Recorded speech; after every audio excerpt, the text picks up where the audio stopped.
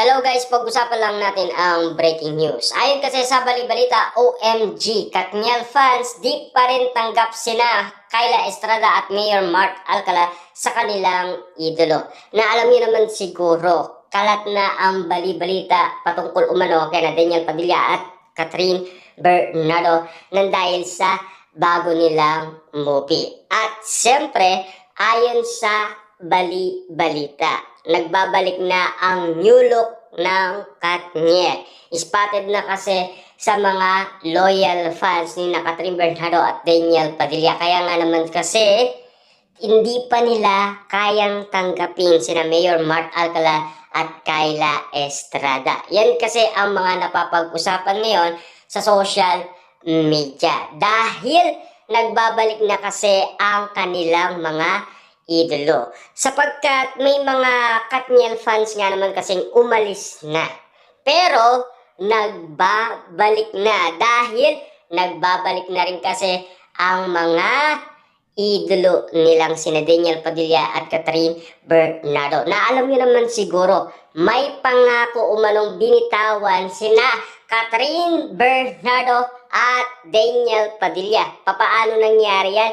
Noong sila ay pumirma ng kontrata. Magkaiwalay man at hindi man same ang araw, at least may liwanag umanong nag-iintay sa mga usapin patungkol sa paliwanag ni Daniel Padilla at Catherine Bernardo sa kanilang mga loyal fans. Hanggang ngayon kasi nagtitiwala pa rin sila at matibay ang paninindigan nila at suporta kay Daniel Padilla at Catherine Bernardo hanggang ngayon. Tila hanggang ngayon kasi umuusok pa rin ang bali-balita patungkol kay Catherine Bernardo at Mayor Mark Alcala patungkol sa iwalayan. Na alam niyo naman siguro, hindi pa naman umamin sina Catherine Bernardo at Mayor Mark Alcala. Papaano nga naman sila mag-iiwalay? Hindi pa naman sila umamin sa publiko at lalong-lalo na Daniel Padilla at Kyla Estrada. Hindi naman sila umamin at lalong-lalo na kung sila ay mag-iiwalay, wala naman masasaktan dahil hindi naman sila umamin sa publiko. Siyempre, ang mga tao lang kasi ang nag-iisip dahil sa mga galawan at kilos na ginagawa ni Daniel Padilla at Kyla Estrada. Spotted na yan na pinag-usapan sakat din na alam niyo naman siguro.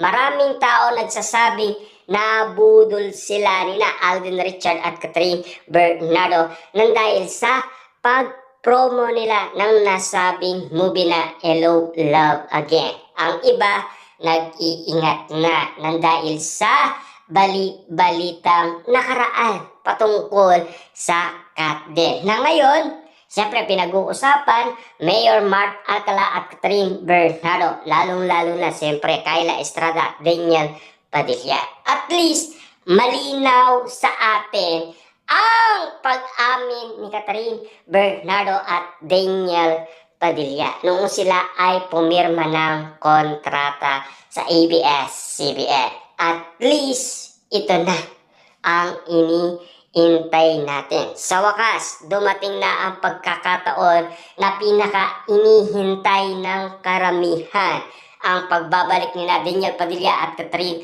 Bernardo na talagang saktong-sakto, na talagang binuos na ng ABS-CBN at ni Direk Cathy ang tiwala niya sa Katniel hanggang ngayon.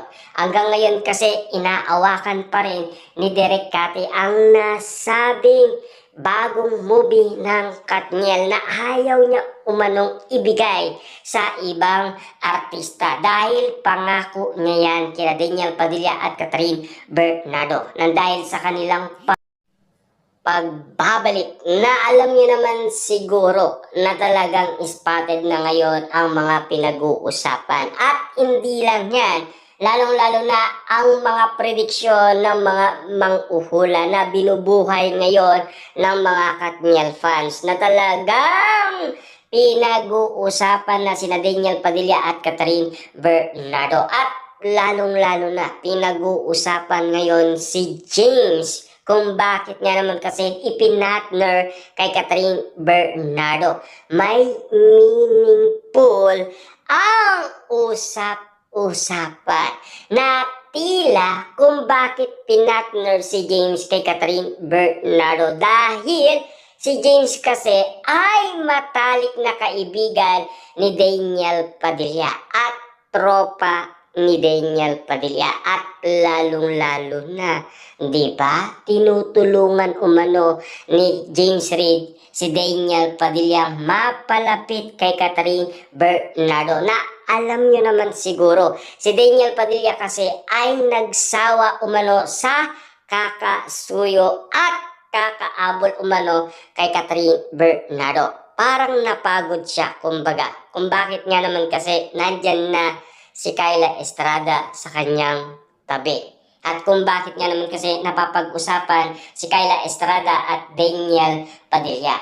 Pero ang mga loyal fans ni Daniel Padilla at Catherine Bernardo hindi naniniwala nga naman kasi sa relasyon Daniel Padilla at Kyla Estrada. Papaano nga naman kasi baka may sikreto sina Daniel Padilla at Catherine Bernardo na alam niyo naman siguro naka-group chat yan. Lahat ng mga Katniel Fans Club ay updated lahat yan kina Daniel Padilla at Catherine Bernardo. Hindi ba kayo nagtataka ang mga Katniel fans?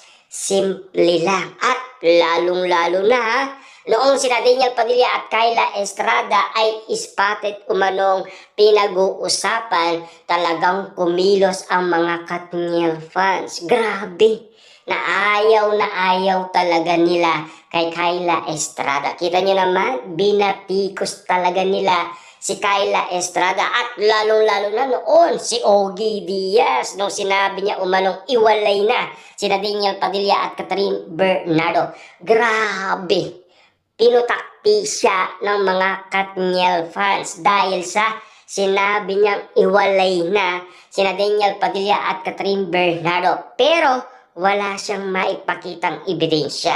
Pero dahil umamin na sina Catherine Bernardo at Daniel Padilla, umingi sila ng pasensya at pag-unawa. Dahil hindi kasi nila alam ang tunay na kaganapan kina Daniel Padilla at Catherine Bernardo. Kung ano ang napapansin ni Ogie Diaz patungkol kay Daniel Padilla at Catherine Bernardo. Diba?